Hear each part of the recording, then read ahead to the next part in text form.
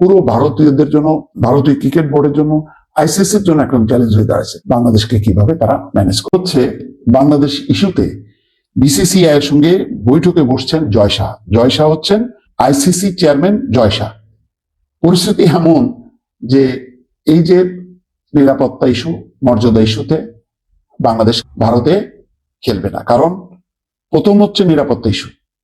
নিরাপত্তা ইস্যুতে মুস্তাফিজকে বের করে দেওয়া হয়েছে। এটা একই সাথে নিরাপত্তা, একই সঙ্গে মর্যাদা। আর এটার সাথে জড়াই গেছে টি-20-তে তাহলে নিরাপত্তা কোথায়, বাংলাদেশের খেলোয়াড়দের মর্যাদাটা কোথায়?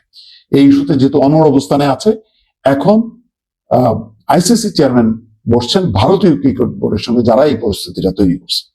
মূলত আইপিএল থেকে মুস্তাফিজুর রহমানকে বাদ দেওয়া নিয়ে এই টানাপোড়েন শুরু।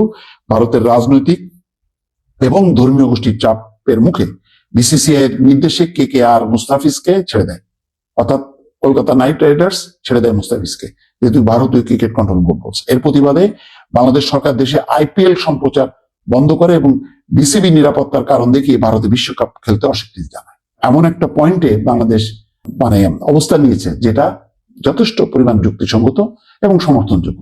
কারণ এখানে প্রেস্টিজের ব্যাপার।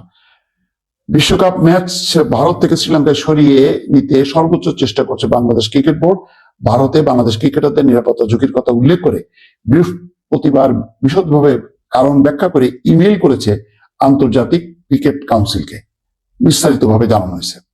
দ্বিতীয় চিঠিতে বিসিবি সাফ জানিয়ে দিয়েছে বিষয়টি এখন আর কেবল লজিস্টিক বা নিরাপত্তার মধ্যে সীমাবদ্ধ নেই, এটা একটা জাতীয় মর্যাদার প্রশ্ন। বাংলাদেশ দাবি করছে যদি ভারতে যেতেই হয় তবে দলের প্রতিটি সদস্যের জন্য ব্যক্তিগত পর্যায়ে সর্বোচ্চ নিরাপত্তা নিশ্চিত করতে হবে। খেলোয়াড়, কোচ থেকে শুরু করে কর্মকর্তা নিরাপত্তার চাদরে থাকতে হবে সবাইকে। আইসিসির সর্বোচ্চ চেয়ারে বসা জয় শাহ জন্য এটি বড় একটা চ্যালেঞ্জ। তাহলে প্রত্যেকের জন্য সর্বোচ্চ নিরাপত্তা দিতে হবে। রোববার বিসিসিআই কর্মকর্তাদের সঙ্গে বৈঠকে তিনি টুর্নামেন্টের বর্তমান নিরাপত্তা পরিকল্পনা পর্যালোচনা করবেন। বিসিবি কেন বর্তমান নিরাপত্তা ব্যবস্থা আশ্বস্ত হতে পারছে না তা খতিয়ে দেখা হবে এই বৈঠকে। এছাড়াও আইসিসির আগের আশ্বাসেও কেন বিসিবি মন গলেনি সেটিও দেখা হবে। তবে কেবল কাগজে কলমে নিরাপত্তা পরিকল্পনা সাজালেই সমস্যার সমাধান হবে না। ক্রীড়া উপদেষ্টা আসিফ নজরুল ইতিমধ্যে বর্তমান পরিকল্পনার প্রকাশ্যে বিরোধিতা করেছেন এবং বিষয়টি জাতীয় সম্মানের সঙ্গে জড়িয়েছেন। আইসিসির জন্য বাংলাদেশকে বাদ দিয়ে বিশ্বকাপ আয়োজন করা এক প্রকার অসম্ভব।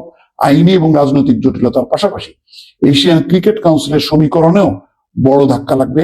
নিজে ভারতীয় হলেও আইসিসির চেয়ারম্যান হিসেবে জয় শাহ কিভাবে এই উত্তপ্ত পরিস্থিতির সমাধান করবেন সেটি এখন দেখার বিষয়। বিশ্বকাপ শুরু হতে বাকি মাত্র 1 মাস। জয় শাহ নিজে ভারতীয়, কিন্তু যেহেতু আইসিসির চেয়ারম্যান তিনি, এখন বিষয়টা কিন্তু তাকে নিরপেক্ষভাবেই এইটা সমাধান করতে হবে, নতুবা স্বাভাবিকভাবে তার নিরপেক্ষতা ক্ষুণ্ণ হবে। মানে এটা মোট কথা পুরো ভারতীয়দের জন্য, ভারতীয় ক্রিকেট বোর্ডের জন্য, আইসিসির জন্য এখন চ্যালেঞ্জ হয়ে দাঁড়াচ্ছে বাংলাদেশকে কিভাবে তারা ম্যানেজ করবে। দর্শক।